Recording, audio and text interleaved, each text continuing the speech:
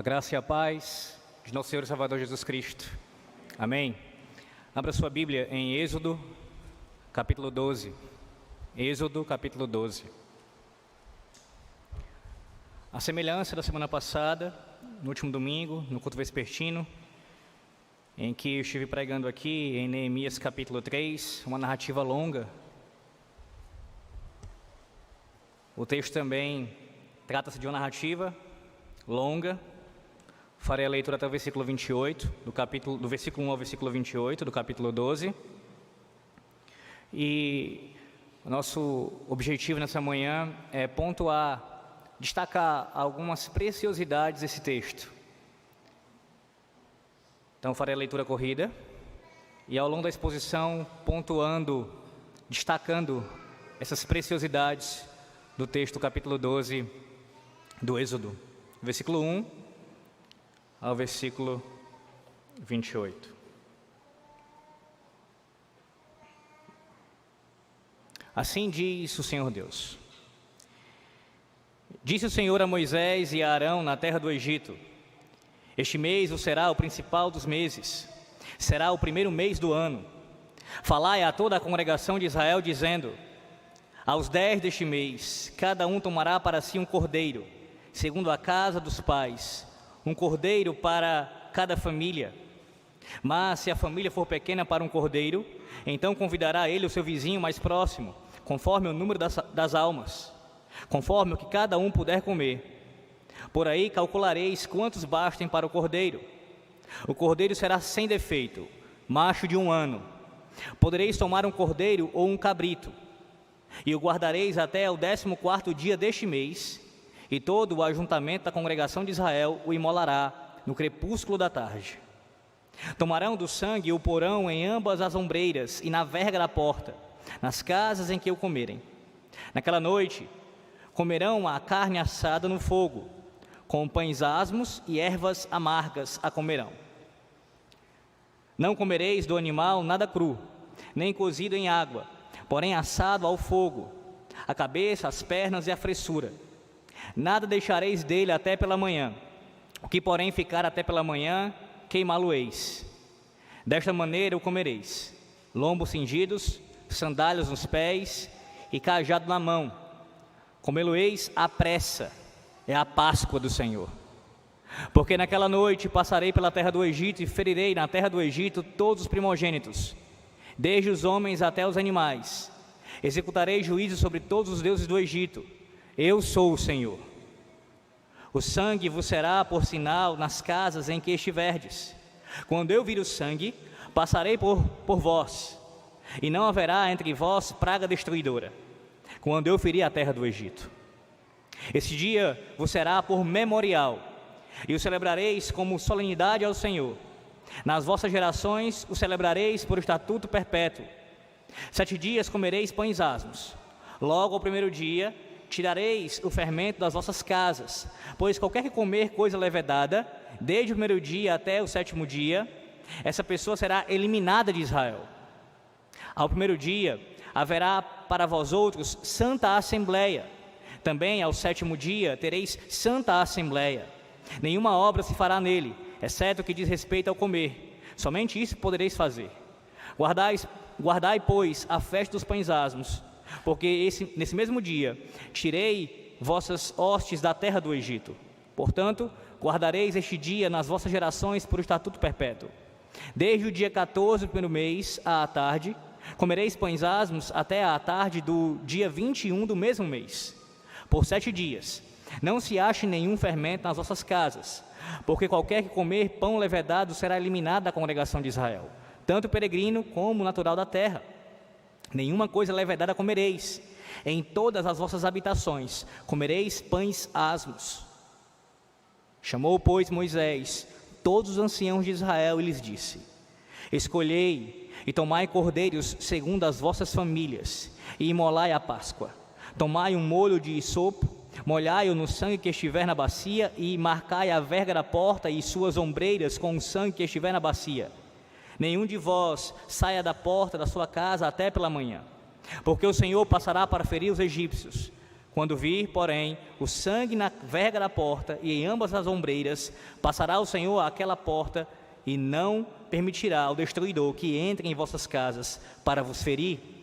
Guardai, pois, isto por estatuto para vós outros e para vossos filhos, para sempre. E uma vez dentro na terra que o Senhor vos dará, como tem dito, observai este rito. Quando vossos filhos vos perguntarem: que rito é este? Respondereis: é o sacrifício da Páscoa ao Senhor, que passou por cima das casas dos filhos de Israel no Egito, quando feriu os egípcios e livrou as nossas casas. Então o povo se inclinou e adorou, e foram os filhos de Israel e fizeram isso, como o Senhor ordenara a Moisés e Arão. Assim fizeram. Amém. Oremos. Santíssimo Deus, a Tua palavra está diante de nós, mais uma vez neste culto. Nós já temos ouvido a Tua voz pela leitura e meditação na Tua santa palavra. Também quando cantamos os Teus cânticos, a Tua palavra inspirada, ao mesmo tempo que falamos contigo, também o Senhor fala conosco, pois foi o Senhor quem inspirou esse texto. Mas agora, ó Deus, como já foi aqui rogado pelo Teu ministro, nós mais uma vez também pedimos a Ti que fales conosco pela Tua palavra pregada, que o Teu Santo Espírito venha a trabalhar em nossos corações, venha abrir o nosso entendimento, venha tirar qualquer tipo de obscuridade, qualquer tipo de dificuldade que possa existir na compreensão desse texto, e que não apenas de maneira intelectual, Senhor, mas também na prática, na vivência daquilo que nós aprendermos aqui, nós também venhamos a ter em nossas vidas, a praticar em nossas vidas, Senhor. Nós dependemos de Ti, e somente de Ti. Falas conosco, em nome de Jesus. Amém.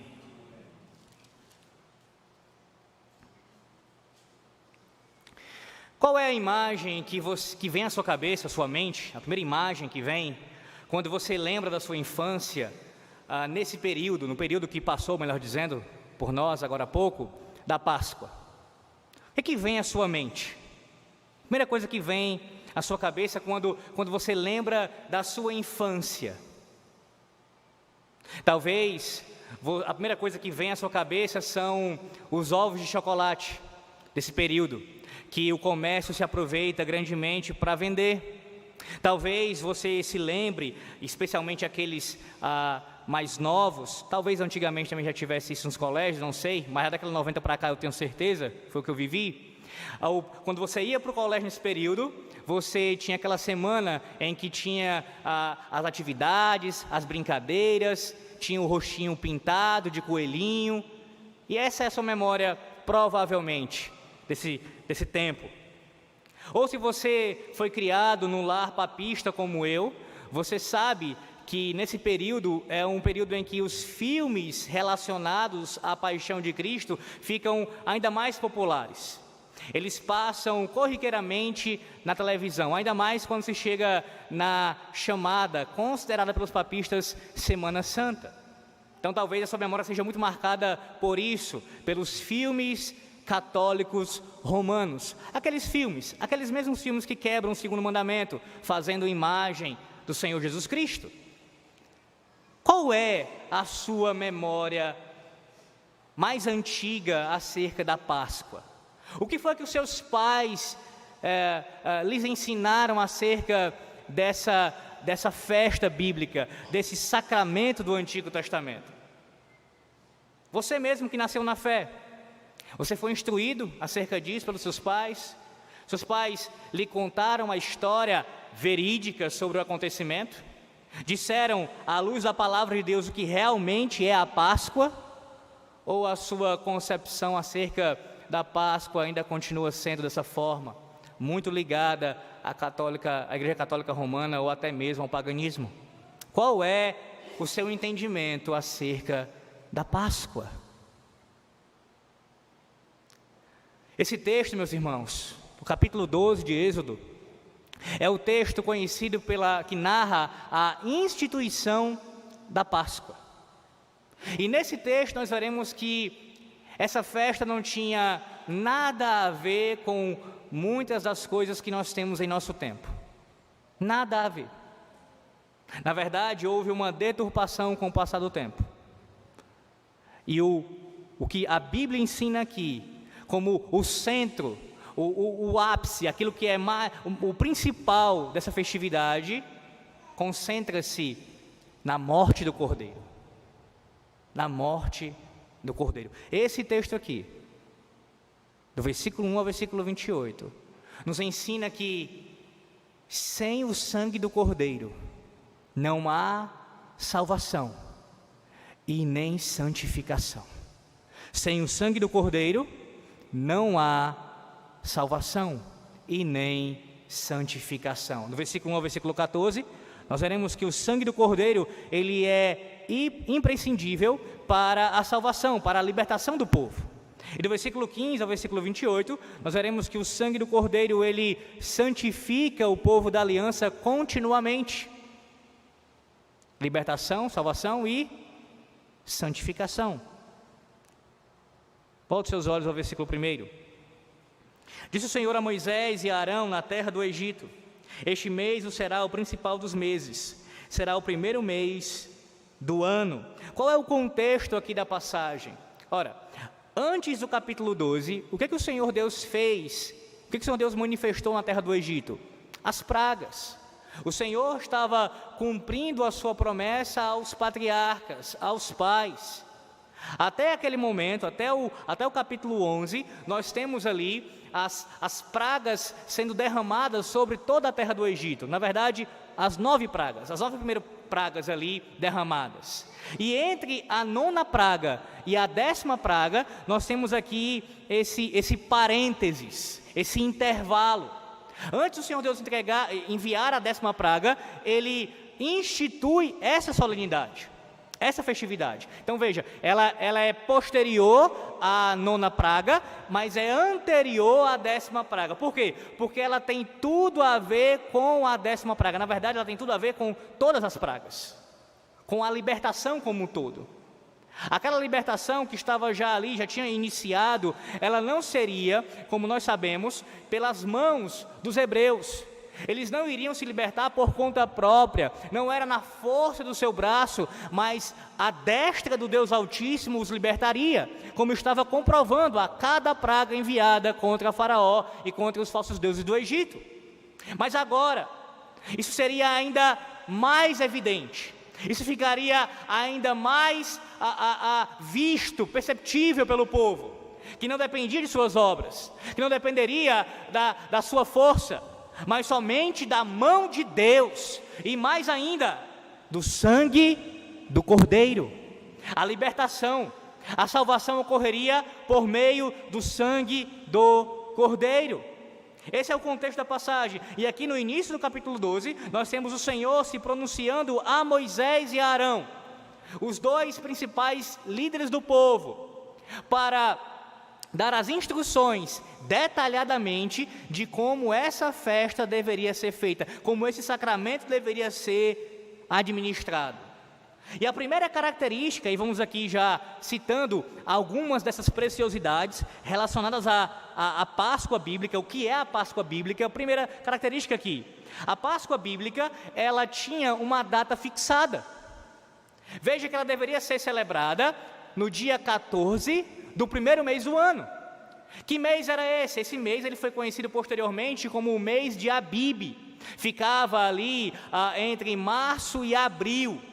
E era o primeiro mês do ano. Por quê? Porque o povo começava o ano, ele iniciava o ano já com este sacramento, mostrando que a salvação, primeiramente, ela deveria ser lembrada.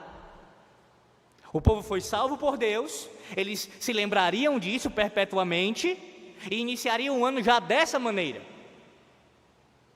lembrando da salvação de Deus no Egito. Então a primeira característica da Páscoa bíblica é que ela tinha uma data fixada, ela não ficava sendo demovida, eles não ficavam todo ano mudando o dia, eles não diziam assim, esse ano agora nós queremos fazer no final do ano, agora no meio, não, agora vai ser pouco depois. Não tinha isso.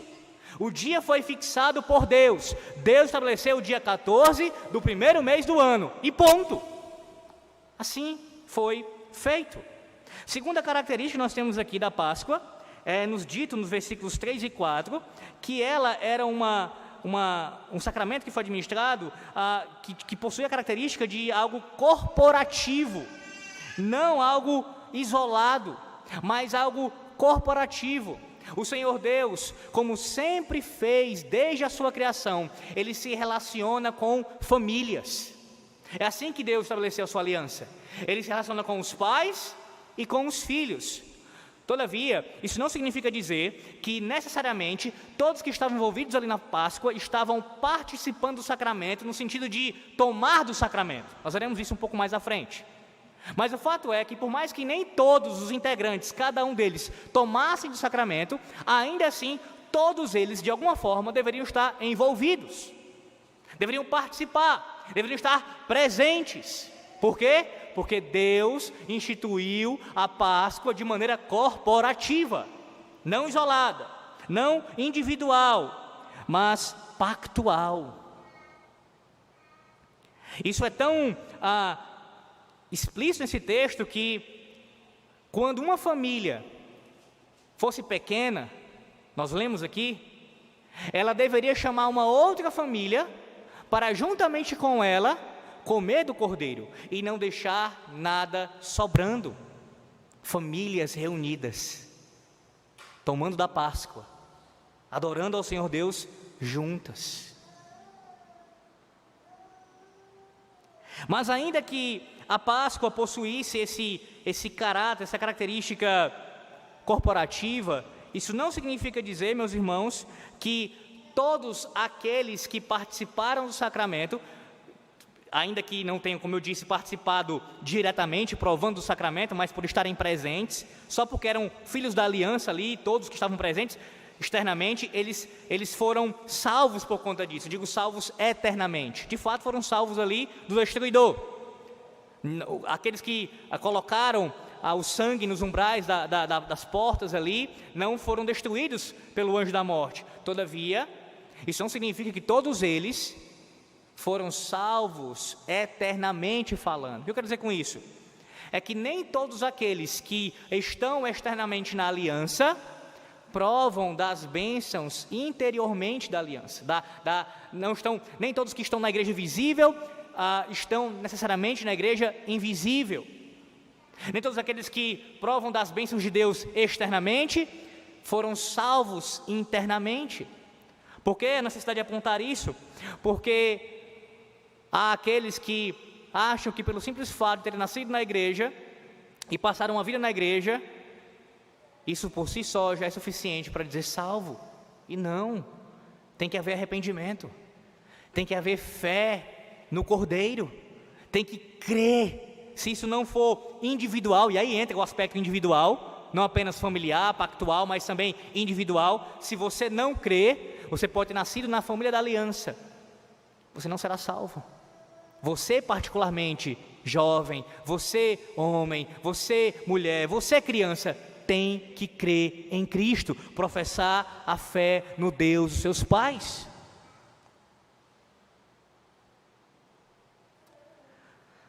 Algo a ser explicado também nesse texto é que há aqueles que levianamente olham para esse texto e dizem assim: olha, foi aqui que houve uma cópia do modelo pagão de culto. O Deus de Israel copiou os pagãos. Eles não tinham o hábito, a prática de sacrificarem animais ao seu Deus. Isso era uma prática pagã antiga. E aí o povo de Israel copia isso dos povos pagãos. Falso. Isso é falso, irmãos. Por quê? Se você retroceder a palavra de Deus, voltar lá para Gênesis, você verá que foi o próprio Deus quem instituiu o sacrifício. Você lembra de Gênesis capítulo 3? Depois que Adão e Eva pecam, e eles tentam se cobrir com as suas próprias costuras ali, que eles fazem para eles, para si mesmos, o próprio Deus, após admoestá-los, após anunciar a consequência dos seus pecados, o juízo dele, o próprio Deus os veste, os cobre com peles de animal. Logo foi o próprio Deus quem instituiu o sacrifício como ali um elemento de culto, como algo que deveria ser oferecido a ele, para que a sua ira fosse apaziguada, para que pudesse haver acesso entre o homem e Deus novamente. E isso continua durante o Antigo Testamento. Você pode observar Noé quando sai da arca, você pode ver os patriarcas, o próprio Jó, eles faziam sacrifícios. Então, a prática de ter sacrifícios, oferecendo a Deus ali como oblação, como oferta por conta dos nossos pecados, essa prática no povo de Deus já acontecia antes de Êxodo capítulo 12. Não é algo novo aqui. Sim, há uma nova instituição sendo colocada aqui em prática, mas não é a ideia do sacrifício em si, mas no contexto de Páscoa, desse sacramento específico, remetendo ao livramento da terra do Egito. Então, nesse sentido é novo, mas não o sacrifício em si, a ideia de sacrificar em si. Além disso, vejamos agora algumas características que o Cordeiro da Páscoa ele tinha, que o próprio Deus estabeleceu. Primeira característica, ele tinha que ser macho.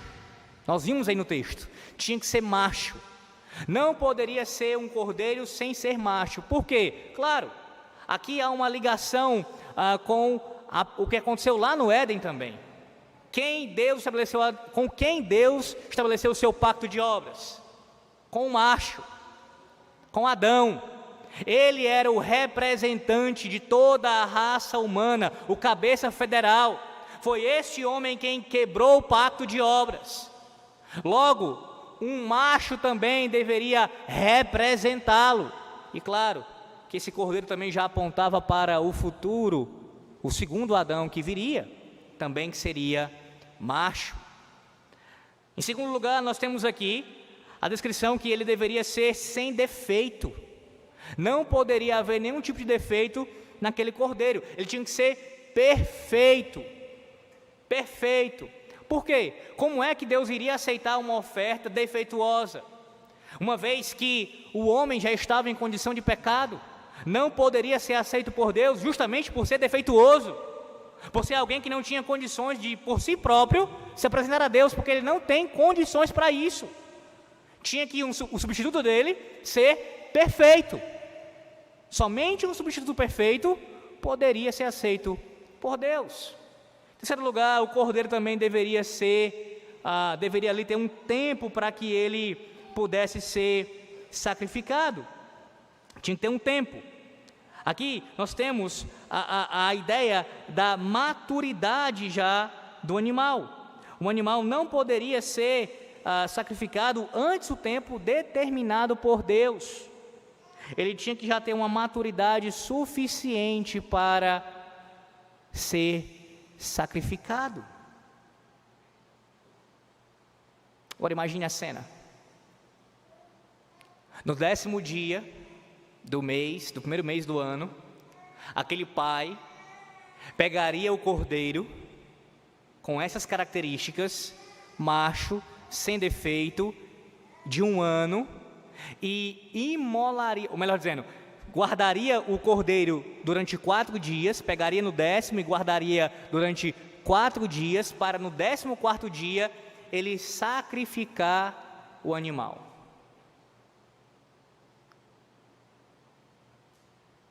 É óbvio que aquele cordeiro ele passaria a ter algum tipo de familiaridade com a família. A família iria se identificar com aquele cordeiro, especialmente as crianças. Quando chegasse o momento que o pai tivesse que imolar o cordeiro, imagine o sofrimento, matando o animal na frente das crianças, degolando. E por que pegar no 10º dia e sacrificar apenas no dia 14? Porque o cordeiro tinha que se identificar com a família. Tinha que haver uma identificação entre o cordeiro e a família.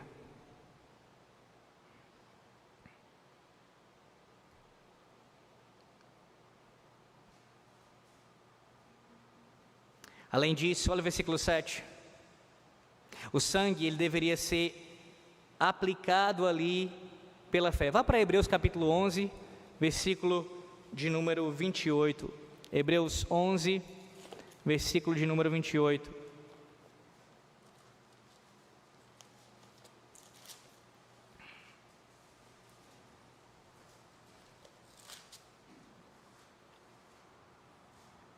Pela fé, celebrou a Páscoa, o derramamento do sangue, para que o exterminador não tocasse os primogênitos dos israelitas. Quando você vê aqui a descrição da instituição da Páscoa, a olhos humanos, irmãos, não fazia sentido.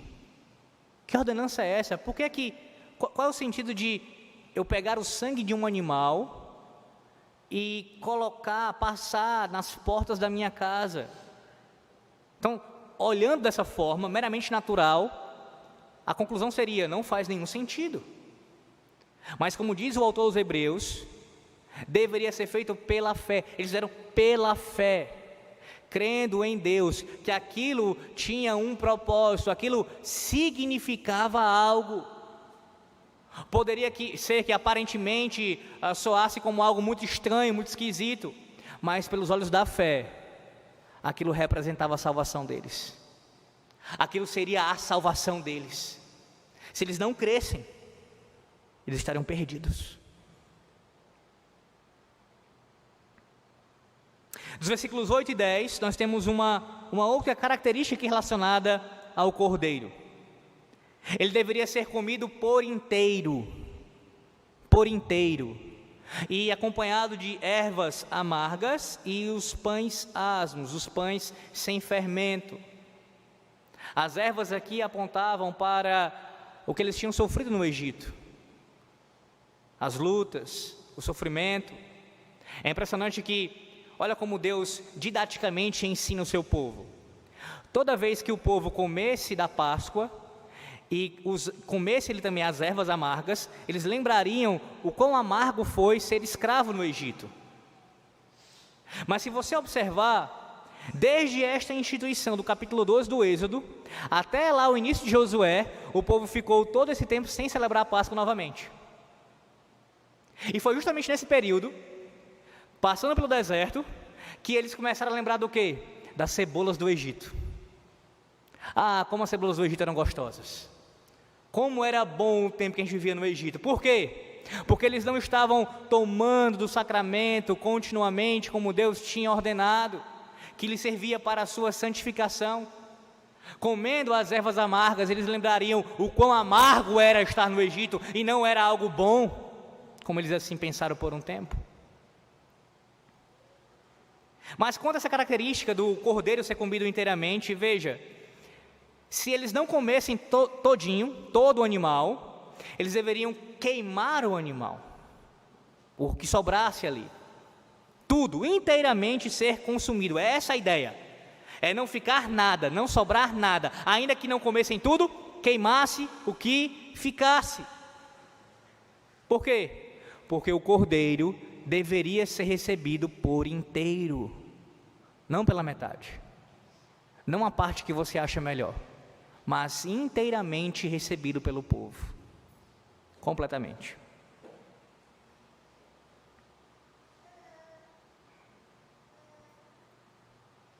Aí nós chegamos ao versículo de número 11.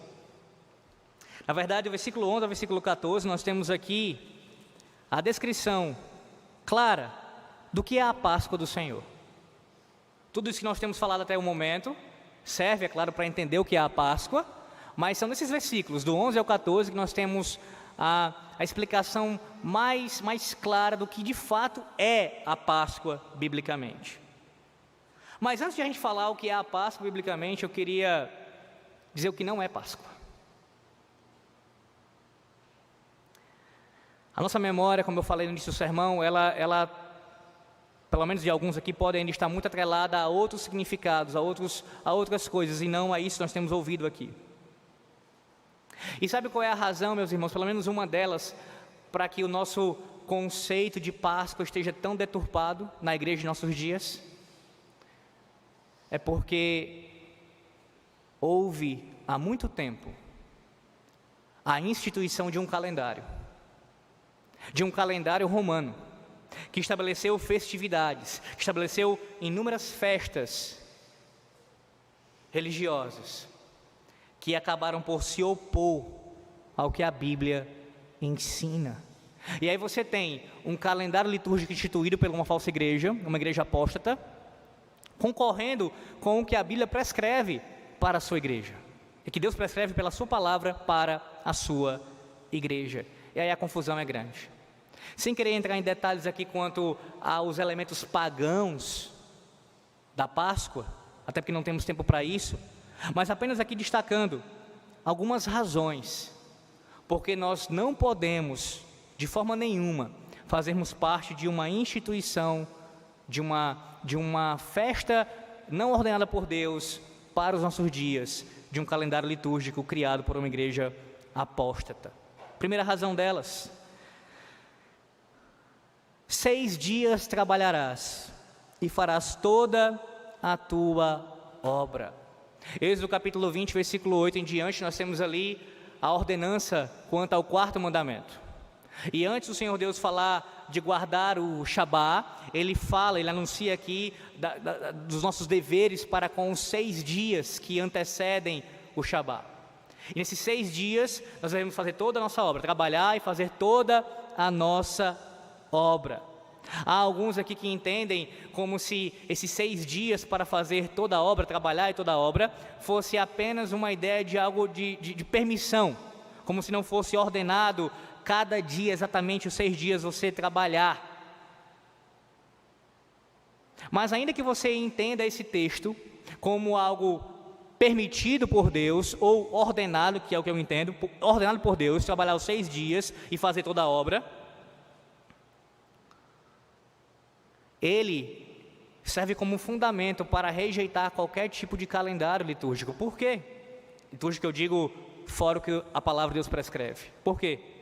Porque aqui, meus irmãos, nós temos uma oposição ao fato de que, quando nós temos o calendário litúrgico acontecendo, uma festividade como essa, um feriado religioso, um dos 6 dias da semana, quando não cai no Shabá, acaba sendo um dia que também será guardado como algo que é santo. Ainda que as pessoas digam que não, mas algumas datas são celebradas como se tivesse o mesmo peso do Shabá, o mesmo peso do dia do Senhor. E aí aquele dia que pode ser um dia de produção, um dia de trabalho, um dia de lazer, um dia, seja qual for, um dia que você vai para executar suas obras, como diz o 4º mandamento, ele acaba sendo um dia que prende a sua consciência. Perceba o quanto acontece nas igrejas de nós termos cultos acontecendo em torno daquela festa, em torno daquela data, que forçam os crentes, obrigam os crentes a participarem daquilo. Deixa eu colocar em termos mais claros. Se celebrar a Páscoa, celebrar outras festividades religiosas, fosse algo que coubesse a nossa liberdade cristã, meramente, nenhuma igreja, nenhum conselho poderia obrigar os seus membros a participarem. Eles poderiam muito bem se recusar. Não, a igreja está fazendo, eu não vou participar. Eu entendo que eu não devo participar desse tipo de festividade. Isso eu estou falando se fosse apenas algo de cunho ligado à liberdade cristã. Se fosse. Mas o que a gente vê na prática? Nós vemos o quê? Nós vemos igrejas obrigando seus membros a participarem. E quando não participam, eles são vistos como extremados, como pessoas que estão indo contra o corpo de Cristo, por terem as suas consciências prejudicadas, porque eles não querem participar de um culto não ordenado a Deus, sendo que eles têm liberdade para poder não participar. Mas veja, isso é só um argumento, tem outros também. Em segundo lugar, nós temos a razão aqui principal, porque somente Deus pode santificar um dia, somente Deus pode fazer um dia santo. Na antiga aliança, ele estabeleceu o 7º dia como dia santo. Na transição da aliança, ele santificou o primeiro dia. O primeiro dia substitui, na ressurreição de Cristo, o 7º dia. Nenhum homem, nenhuma autoridade eclesiástica ou civil pode estabelecer um dia como santo, separado. Somente Deus. Tanto é que quando você olha para o calendário litúrgico do Antigo Testamento, todas aquelas festas, você sempre vai ver que foi Deus quem instituiu, Deus foi quem colocou, não foi Moisés que inventou da sua cabeça, não foi nenhum homem que fez isso, mas Deus fez isso. Em terceiro lugar, ninguém além de Deus designou um dia santo. Eu sei que parece com o segundo argumento, a segunda razão, mas não é a mesma coisa. A segunda razão é, só Deus pode. A terceira é, nós não temos nenhum exemplo, como eu já citei, nenhum exemplo de outro fazendo que não seja Deus. Foi Deus quem fez isso. Na verdade, a gente até tem um exemplo. Você lembra do que foi que Roboão fez, Jeroboão, perdão. Na divisão do reino entre Jeroboão e Roboão, Jeroboão, ele institui um sacerdócio no reino do norte. Ele institui um calendário litúrgico. O rei faz isso por conta própria, não ordenado por Deus. Então você não tem no Antigo Testamento ninguém por conta própria estabelecendo uma data, um dia como santo, ou um período como santo, a não ser quando Deus ordenava que se fizessem assim. E quando alguém fazia, era pecado. Em quarto, dias santos anuais faziam parte da lei cerimonial e foi revogada com ela. Veja, irmãos, quantos textos, especialmente Hebreus, vai falar claramente que a lei cerimonial foi cumprida em Cristo. Todo aquele cerimonialismo foi cumprido em Cristo, não há continuidade disso, a não ser, como nossos símbolos de fé falam, os princípios de equidade geral, que continuam. Mas as festividades não mais continuam. Veja a inconsistência. Se eu defender a celebração da Páscoa em nossos dias, eu deveria, por questão de consistência, defender o dia de Pentecostes. Eu deveria defender também a festa dos tabernáculos. Eu deveria defender todas as festividades do Antigo Testamento, por questão de lógica, de consistência. Se eu posso celebrar a Páscoa veterotestamentária, eu também posso celebrar as outras festividades, porque possuem a mesma natureza cerimonial. Percebem a inconsistência? Na verdade, alguns chegam a ser consistentes, lamentavelmente, e fazem até o domingo de Ramos nas suas igrejas. Em quinta razão, Jesus Cristo não instituiu nenhum outro dia santo além do dia do Senhor. Agora nós temos o exemplo do próprio Cristo. Cristo não estabeleceu nenhum outro dia santo além do próprio primeiro dia da semana. Não apelam normalmente para o Senhor como autoridade, se deve apelar, é claro, mas muitas vezes colocando-o contra o Antigo Testamento, que é um absurdo. Pois bem, mostre um texto que Jesus institui algum outro dia santo que não seja o Shabá, o descanso, o primeiro dia da semana, o dia da sua ressurreição. Não tem. Sexto lugar, com relação a datas específicas. Como assim? Se Deus quisesse, se Deus tivesse a intenção que nós celebrássemos certas datas, Ele não teria deixado isso claro para nós? Ele não teria deixado claro o dia do nascimento de Jesus Cristo? Ele não teria deixado claro para nós o dia que certos acontecimentos históricos ocorreram? Se Deus não deixou claro essas datas, dia, mês e ano especificamente, como é que nós iremos celebrar? Aí você pode dizer assim, mas você tem o dia 14 do mês de abril, que seria abril ali, talvez abril, né, entre março e abril, para celebrar a Páscoa. Mas veja, nós acabamos de falar já que ela era algo cerimonial, já não mais continua para a nova aliança. Sétimo, mesmo as coisas indiferentes, quando abusadas e poluídas pela superstição, devem ser abolidas. Ou seja, mesmo que fosse algo indiferente, mesmo que não houvesse nenhum problema em si com a festividade, pelo fato de ela ter se misturado com o paganismo, com superstições, com a idolatria, deve ser rejeitada. Escute o que George Glass fala sobre isso, acerca dos monumentos de idolatria. Ele diz: as cerimônias são ilegais, porque são monumentos de idolatria passada, que não sendo necessária para ser mantida, deve ser totalmente abolida, por causa de seu abuso idólatra. Devem ser totalmente abolidos e expurgados do culto divino, de tal forma que não possam ser considerados nem usados por nós. O abuso dessas coisas. E em oitavo e último lugar, o que foi legalmente abolido não pode ser recebido e posto em prática novamente. Irmãos, os reformadores, especialmente a segunda reforma, eles lutaram contra isso. Nossos pais puritanos deram continuidade a essa luta também. Nossos símbolos de fé expressam isso. Como é que a gente quer reerguer aquilo que a reforma já tirou? Lembra do sermão do domingo passado? Acerca do avanço da reforma? Se a reforma já avançou nessa área, por que retroceder? Por que reerguer monumentos antigos de idolatria do passado? Quando nossos pais deram a vida, muitos deles, também por essas coisas, para que isso fosse abolido da igreja de Cristo. Isso corrompe o culto, irmãos. Isso corrompe a igreja. Nós não temos autorização bíblica para tal coisa. Aí alguém diz assim, mas Alex, a Páscoa é uma festividade bíblica, você acabou de pontuar algumas coisas sobre ela aí, nós temos aqui, a Páscoa é bíblica. Sim, a Páscoa é bíblica. foi instituída por Deus, mas não há mais ordem do Senhor para que ela continue sendo celebrada, pelo menos não da forma aqui, como ele estabeleceu no capítulo 12 do Êxodo. Se formos ser consistentes, a Páscoa deveria ser feita como? Pegando um cordeiro, macho, sem defeito, de 1 ano. No dia 14 do mês aí você pode colocar abril, sacrificá-lo e ser comido com ervas amargas e pães asmos. Está disposto a fazer isso? Seria blasfêmia. Ele apontava para a obra de Cristo. Cristo já cumpriu isso. Por que a gente não vai sacrificar um animal nos dias de hoje? Porque o Cordeiro de Deus, que tira o pecado do mundo, já derramou o seu sangue por nós. Logo a gente não vai celebrar a Páscoa nos moldes bíblicos, porque já foi cumprida por Cristo. Pelo menos nos moldes bíblicos do Antigo Testamento. Mas em segundo lugar, veja, não somente, perdão irmãos, ainda falando sobre o versículo 11 ao 14, tem que explicar isso. Nós temos aqui a Bíblia dizendo o que é a Páscoa. A palavra Páscoa aqui no original é Pessar. Essa palavra significa o quê? Passar por cima de. Passar por cima de. Isso é a Páscoa do Senhor. O que significa?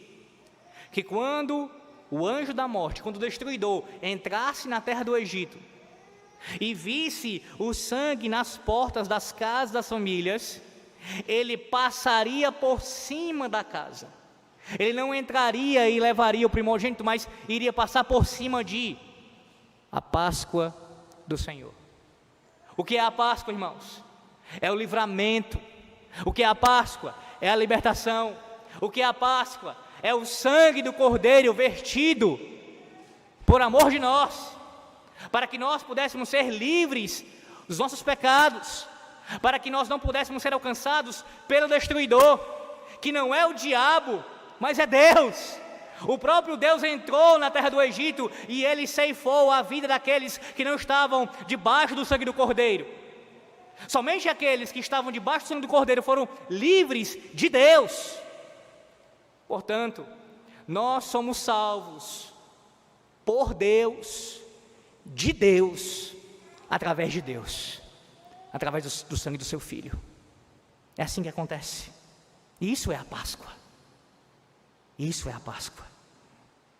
Mas em segundo lugar, não apenas a Páscoa, ela é algo que significa a nossa libertação, a nossa salvação, mas também aqui o sangue do Cordeiro nos santifica também nossos pecados. Versículo 15 ao 28, pontuando aqui brevemente alguns aspectos dessa passagem. Primeiro, perceba que a ênfase quanto a festividade ser feita como Deus ordenou. Versículo 15, 7 dias comereis pães asmos, logo ao primeiro dia tirareis o fermento das vossas casas, pois qualquer que comer coisa levedada, desde o primeiro dia até o 7º dia, essa pessoa será eliminada de Israel.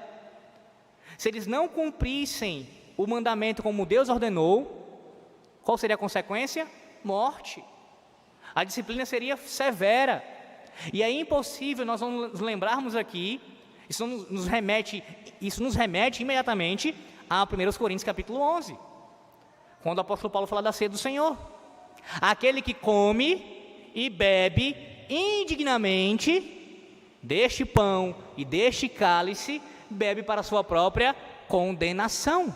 Aquele que não come e bebe, que não participa da mesa do Senhor, conforme Deus ordenou em todos os seus aspectos, ele atrai para si juízo. E foi justamente isso que aconteceu lá em Corinto. Quando o pastor da igreja, nosso pastor de novo, chegar lá, nós veremos isso. A exposição desse texto, onde o apóstolo Paulo fala sobre mortes, doenças e mortes que estavam ocorrendo em Corinto, por causa da profanação da ceia do Senhor. Por quê? Porque a ceia tinha que ser feita conforme Deus ordenou. Assim também era a Páscoa, com consequências severas, até mesmo de morte. Por quê? Porque deve haver santificação, irmãos, para tomar do sacramento do Senhor. E uma dessas coisas, fazer conforme Ele ordenou. Comentando brevemente aqui, nós temos também Moisés falando aqui de uma santa assembleia acontecendo no primeiro dia da semana. Como já falei em outros sermões, Nós temos textos do Antigo Testamento que mostram aqui, que fundamentam que já no Antigo Testamento há uma importância dada por Deus ao primeiro dia da semana. Não apenas ao sétimo, mas o primeiro dia da semana também aparece no Antigo Testamento como algo importante. Claro, o dia a ser guardado, especialmente, era o sétimo dia. Mas quando Deus mostra aqui na sua palavra que o primeiro dia da semana também, por vezes, aparece como algo especial, por exemplo, tendo uma santa assembleia acontecendo, isso daqui apontava já para o que aconteceria no futuro. A mudança do sétimo para o primeiro dia da semana. Uma outra verdade aqui desse texto é que essa Páscoa deveria ser feita continuamente. Não era algo que deveria acontecer uma única vez. Tudo bem, uma vez por ano, mas eu digo uma única vez perdida na vida, ou quando eles bem entendessem. Mas deveria acontecer continuamente, como Deus demarcou. Por quê? Porque através desse continuado tomar da Páscoa, eles seriam o quê? Santificados. Através desse sacramento. Tomando desse sacramento continuamente, eles seriam santificados por Deus. Mas em último lugar, há uma outra característica importante que aparece aqui. A saber, a instrução que Deus ordena que os pais deem aos seus filhos. Esse texto aqui, já chegando ao seu final, do versículo 26 em diante, ele é usado por teólogos chamados pedocomunhalistas. O que é um teólogo pedocomunhalista? Ele defende a pedocomunhão. E o que é a pedocomunhão, Alex? São aqueles que defendem a ceia ser entregue às crianças da aliança, aos filhos da aliança, de forma indistinta. Está vendo? Há um fundamento bíblico aqui no Antigo Testamento, para nós entregarmos a ceia, assim como a Páscoa era entregue também às crianças, eles pressupõem. E porque a Páscoa era, segundo eles, entregue às crianças, também a ceia do Senhor pode e deve ser entregue às crianças da aliança. Qual é o problema do argumento? O mesmo pressuposto que o defensor da pedocomunhão utiliza é o mesmo definido pelos batistas, só que eles chegam a conclusões diferentes. O pedocomunhalista, ele vai dizer o seguinte: se a criança recebe o batismo, também tem que receber a ceia. O batista vai dizer: a criança não recebe o batismo nem a ceia. Qual é o problema aqui? Os dois misturam os significados dos sacramentos. Eles acham que são a mesma coisa, como se eles não possuíssem distinções entre eles. Há um problema sério com isso. Ou se vai rejeitar ambos os sacramentos para as crianças da aliança, ou se vai entregar os dois de forma indistinta. Como é que a gente refuta isso? Para a gente ser breve aqui. Primeiro, de forma nenhuma o texto diz que as crianças tomavam do sacramento. Pelo contrário, nós podemos inferir aqui, lógico e necessariamente, que no ato de perguntarem que rito era este, estava implícita a necessidade de ter discernimento para tomar do sacramento. Assim como no Novo Testamento, em 1 Coríntios capítulo 11, que já citamos aqui, temos ali o apóstolo Paulo falando discernir o corpo e o sangue de Cristo. Também no Antigo Testamento era necessário que houvesse discernimento para tomar da Páscoa. A pergunta aqui que haveria por parte das crianças: que rito é este, papai? Que rito é este? Implica nisso. Uma vez que fosse respondido, explicado, ele entendesse o que era, ele poderia tomar do sacramento. Em segundo lugar, e aqui sendo bem breve mesmo, nós temos outros textos posteriores que vão corroborar para esse fato de que nem todos tomavam da Páscoa. Nem todos. Em terceiro e último lugar, há distinções claras entre os sacramentos. Sim, eles têm semelhanças, é óbvio, mas eles são distintos. E uma grande distinção que existe entre a circuncisão e a Páscoa, entre o batismo e a ceia, é que circuncisão na antiga aliança era um rito de iniciação na aliança. Assim como O batismo é, na nova aliança, um rito de iniciação. Tanto é que o batismo ele não se repete. Eu sei que tem gente que já foi batizada 2, 3, 4 mil vezes. Cada igreja que ele se muda, ele é batizado de novo. Mas a Bíblia diz que o batismo é uma só vez. Deve ser uma só vez administrado. Em nome do Pai, do Filho e do Espírito Santo, por meio de um ministro legítimo do Evangelho, com água. Foi feito assim, está batizado. Uma única vez, é um rito de iniciação. Você recebe e ponto. Acabou-se. A ceia não. Assim como a Páscoa era algo que era contínuo, repetido. Eles não tomariam a Páscoa uma única vez por ano sim, mas sempre, anualmente estariam tomando a Páscoa. Quem era circuncidado, os homens foram circuncidados, não se repetia, mas a Páscoa não, era continuada. No Novo Testamento nós temos isso também acontecendo, a ceia era administrada com frequência, como será hoje, daqui a pouco, mais uma vez. Se foi batizado uma vez, mas você toma da ceia a vida inteira. Enquanto estiver vivo, você vai tomar da ceia. Logo, não pode se comparar os dois sacramentos como se fossem iguais em tudo. Um é um rito de iniciação, de entrada. O outro é de continuidade da aliança, de santificação. Ia parar no terceiro, mas eu lembrei de um quarto aqui. Quarto, nós temos uma característica diferente que é importantíssima. O batismo, ele significa, dentre outras coisas, regeneração. E o que é que você faz pela sua regeneração? Absolutamente nada. O mesmo que você não fez nada pelo seu nascimento natural, você não fez nada pelo seu nascimento espiritual. Deus foi quem operou, os dois, na sua vida. Você nasceu um dia, porque Deus lhe deu condições para isso. Deus lhe fez nascer, Deus lhe criou. Da mesma forma, o seu novo nascimento acontece pela ação soberana de Deus. O batismo aponta para isso. É o que Deus fez por nós. A ceia.